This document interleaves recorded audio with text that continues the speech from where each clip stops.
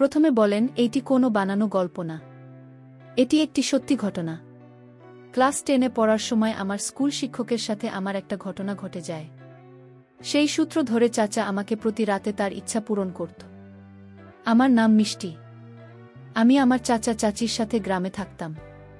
নাগরপুরে আমার চাচা তার পরিবার নিয়ে থাকে, তাই চাচার বাসায় থেকে আমি পড়াশোনা করি। এখন আমার বাবা নাই, মা আর ছোট ভাই গ্রামে থাকে। চাচাই আমাদের সব দেখাশোনা করে। চাচার একটা মেয়ে আছে, মায়ের 2 মাস হলো ওরা। আমি তখন নাগরপুর শহরের একটি বেসরকারি স্কুলের ক্লাস 10-এ পড়তাম। আমি তেমন ভালো ছাত্রী ছিলাম না, কারণ টিভিতে সুন্দরী প্রতিযোগিতা দেখে দেখে নিজের সুন্দর চেহারা নিয়ে গর্ব করতাম আর ভাবতাম চেহারা সুন্দর মানেই দুনিয়া আপনার হাতের কাছে। তাছাড়া রাস্তাঘাটে ছেলেপেলে, স্কুলের টিচার, এলাকার সবাই আমার দিকে তাকিয়ে থাকত। নিজেকে অনেক সেরা সুন্দরী ভেবে সবসময় সবাইকে এড়িয়ে চলতাম। আমি সবসময় আমাদের ক্লাসের স্যারদের কাছে প্রাইভেট পড়তাম। এতে করে স্যার ক্লাসে কিছু বলার সাহস পেত না, আবার ভালো মার্কস দিত। একদিন আমাদের গণিতের সমস্যার ক্লাসের মধ্যে আগে না জানিয়ে হুট করে টেস্ট এক্সাম নিয়ে নিল, যার ফলে আমি সহ সুন্দরী মেয়ে যারা যারা ছিল সবাই রেজাল্টও খুব খারাপ করেছে। স্যার রেগে আমার দিকে তাকিয়ে বলল, কাল থেকে তোকে আর প্রাইভেট পড়াব না, আর তোর বাসায় আমি জানিয়ে দেব 2 ক্লাসে পড়তে আসিস না, শুধু মডেলিং করতে আসিস। আমি স্যারকে বললাম, স্যার আপনি আগে থেকে কিছু বলেননি, আর এগুলো আপনি আমাদের এখনো করাননি। স্যার বলল, বেয়াদব মেয়ে, তুই ছুটির পর আমার সাথে অফিসে দেখা করে। আমার সময় নেই তোদের সাথে কথা বলা। আমার মনটা খুব খারাপ হয়ে গেল। যদি মা আর চাচা জেনে যায় যে আমি ক্লাসে পড়া পারি না, তাহলে খুব রাগ করবে। ছুটির পর স্যারের অফিসে গেলাম, গিয়ে দেখি টেবিলে মাথা রেখে স্যার ঘুমাচ্ছে। আমি অনেকক্ষণ দাঁড়িয়ে রইলাম, ভয়ে ডাক দিতে পারছি না। স্কুলের সকল স্যার আর ম্যাডাম চলে গেছে, তবু স্যার ঘুমাচ্ছে। তারপর আমি ভয় নিয়ে স্যারকে ডাক দিলাম, স্যার আমি বৃষ্টি। তার জবাব দিল, কি জন্য এসেছিস? আমি বললাম, স্যার আপনি প্লিজ আমাকে বলবেন না আমি রেজাল্ট খারাপ করেছি। স্যার বলল, কেন বলবো না? আমি বললাম, স্যার প্লিজ। স্যার বলল, ঠিক আছে বলবো না, কিন্তু তুই এখন অঙ্কগুলি করে আমাকে দেখা। আমি বললাম, স্যার আমি এগুলি পারি না, আর আপনি এগুলি কখনো শেখাননি। স্যার বলল, চল এখন আমার সাথে ক্লাসে গিয়ে তাকে অঙ্ক শিখিয়ে দিয়ে তারপর তোর বাড়িতে দিয়ে আসব। আমি বললাম, অনেক দেরি হয়ে যাবে, মা টেনশন করবে। স্যার বলল, সমস্যা নাই, আমি আছি না। স্যার এর সাথে গিয়ে ক্লাস রুমে ঢুকতেই স্যার পেছন থেকে দরজা বন্ধ করে দিল। আমি স্যারকে বললাম, দরজা বন্ধ করছেন কেন স্যার?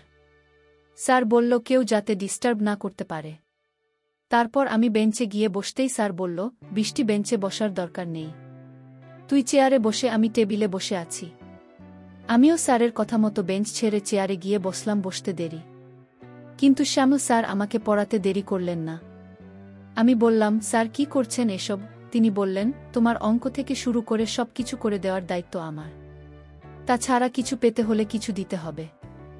আজকে আমি তোমাকে আরও সুন্দর হওয়ার রহস্য জানিয়ে দিতে চাই। এই কথাই বলে আর উনি থামেন না, সরাসরি আমার। বুঝতেই পারছো বন্ধুরা, স্যার আমাকে কেমন অঙ্ক শেখাচ্ছেন। আমি বললাম, স্যার ছেড়ে দিন, এই সর্বনাশ করবেন না। আমার বাবা নেই, আপনি আমার বাবার মতো। স্যার বলল, 2 দিন পর ডিজিটাল অঙ্কের জন্য এটা অবশ্যই করণীয়। এগুলি না শিখলে বড় হতে পারবি না।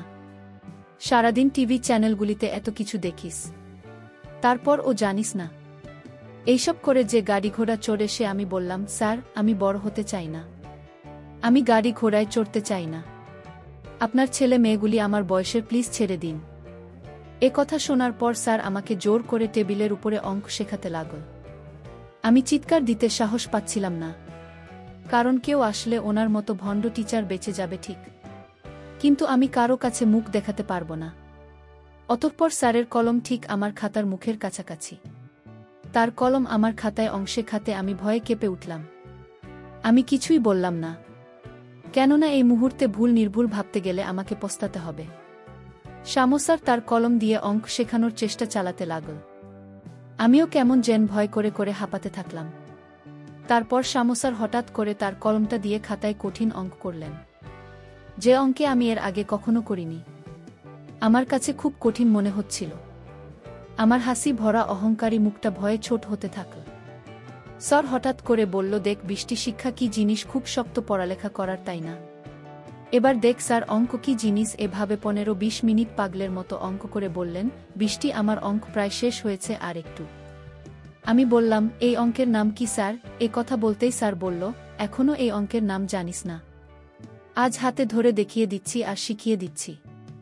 আমি স্যারকে বললাম, স্যার এ কি করলেন? আপনার কলম দেখছি খাতায় বমি করে দিয়েছে। স্যার বলল, এটাই অঙ্ক, কোনো সমস্যা নেই। আমার এই কলমে বমিতে জমে থাকা কালো ত্বকে আরও সুন্দর করে তুলতে সাহায্য করবে। তারপর স্যার বলল, এই শিক্ষার কথা কাউকে বলবেন না। তাহলে তো আমাকে বলে দীপ্তি ক্লাসে পড়া পারিস না। এই কথা আমি কাউকে বলিনি। যার ফলে স্যার এই নির্মম শিকার।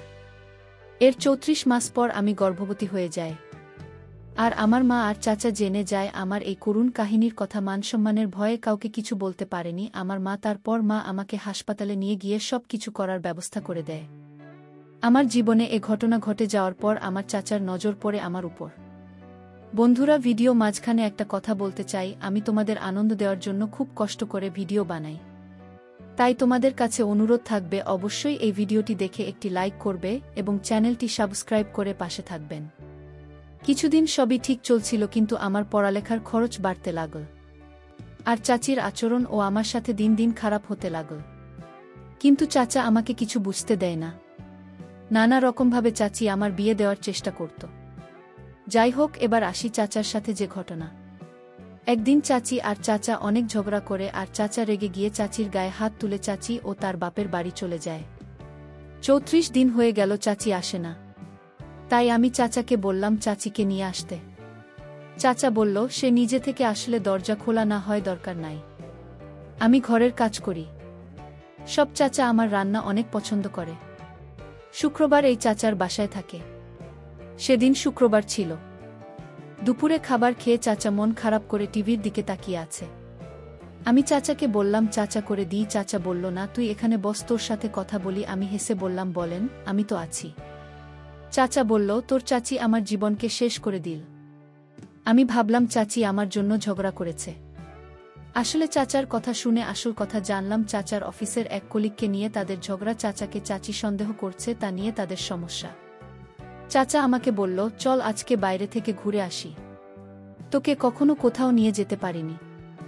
আর চল চাচা ভাতিজি ঘুরব। আমি তো অনেক খুশি, তাড়াতাড়ি রেডি হয়ে বের হলাম। চাচা আমাকে নিয়ে একটা রেস্টুরেন্টে যায়। ওখানে আমরা খেলাম। তারপর চাচা আমাকে বলল, কখনো সিনেমা হলে সিনেমা দেখতে ইচ্ছে করে তোর? আমি বললাম না। চাচা বলল, চল আজকে আমরা সিনেমা দেখি। আমি না বলতে পারলাম না। আমিও বললাম, আচ্ছা চলেন। কিন্তু কি সিনেমা দেখব? চাচা বলল, যা চলে তাই দেখব। একটা সিনেমা হলে চাচার সাথে ঢুকলাম। বাংলা ছবি এমনিতেই দেখি না, সিনেমার নামও দেখিনি, নায়ক নায়িকাদেরও চিনি না। একটা ছোট্ট রুমে আমি আর চাচা এক কোণে, আমাদের সিট নিচে অনেক মানুষ দেখা যাচ্ছে। চাচা বলল, আমরা দামি টিকিট কিনেছি, তাই আমরা উপরে। সিনেমা শুরু হওয়ার কিছুক্ষণ পর নায়ক নায়িকার ওইসব গান শুরু হলো।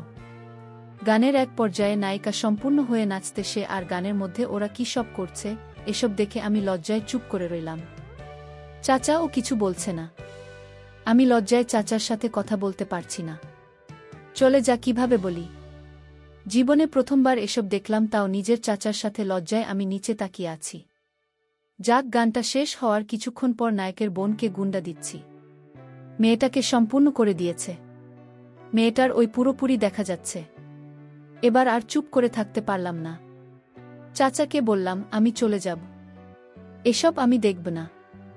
চাচা বলল, আজকাল সিনেমাতে এসব দেখায়, তুই এখন বড় হয়েছিস, সে সব সিনেমাতেই হয়। হিন্দি সিনেমাতে এর চেয়ে বেশি দেখায়।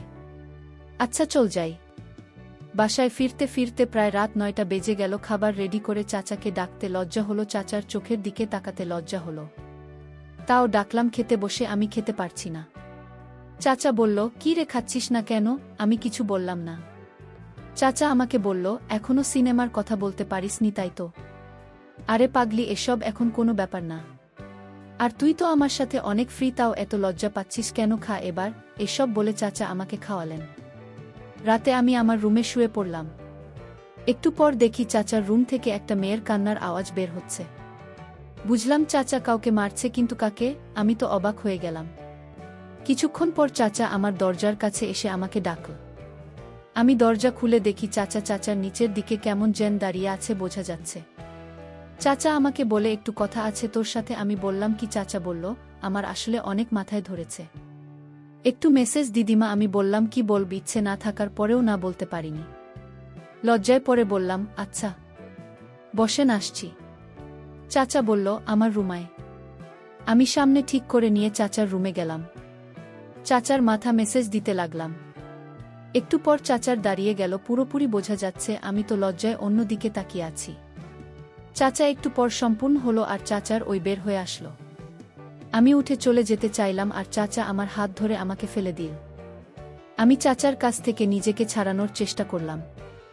চাচা আমাকে আরো জোরে ধরল আর আমার সামনে খেতে লাগল। আমি চাচাকে বললাম, চাচা কি করছেন? কি? আমি আপনার মেয়ের মতো, ছাড়েন আমাকে, আপনার পায়ে পড়ি চাচা, আমার এত বড় ক্ষতি করবেন না।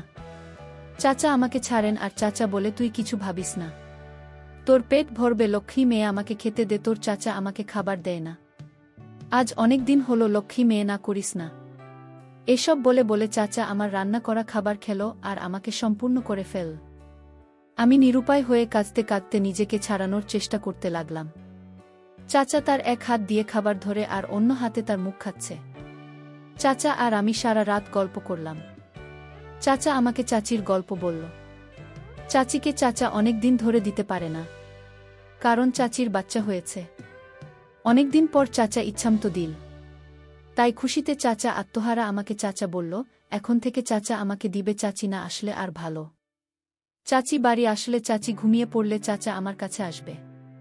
এসব বলাবলি করতে করতে চাচার আবার ক্ষুধা লাগল। চাচা আমাকে বলল, আরেকবার আমাকে খেতে দে। আমি বললাম, চাচা খাবারটা কি আজকে তুমি শেষ করে ফেলবে? আমি চাচাকে এই প্রথমবার তুমি করে বললাম। চাচা ও আমাকে তুমি করে বলো। চাচা বলে, তোমার রান্না করা খাবার খাব, তুমি কি রাগ করবা? আমি হেসে বললাম, না পারলে খেয়ে দেখাও। এই বলে চাচা আর আমি দুইজনকে আবার খাবার খেতে লাগলাম। সকালে চাচা আমাকে আবার খাবার খাইয়ে দিল। এখন আমি আর চাচা প্রতিদিন ওই খাবার খাই। চাচার খাবার খেয়ে খেয়ে আমার ক্ষুধা মিটে গেছে এখন। এর 1 বছর পর চাচা আমাকে একটি ভালো ছেলে দেখে বিয়ে দিয়ে দেয়। মাঝে মধ্যে চাষের কথা মনে হলে নিজেকে অনেক বড় অপরাধী মনে হয়, কারণ আমি আমার স্বামীকে ঢুকিয়েছি।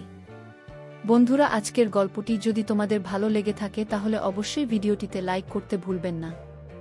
আর এরকম নতুন নতুন গল্প পেতে আমাদের চ্যানেলটিকে সাবস্ক্রাইব করে পাশে থাকবে।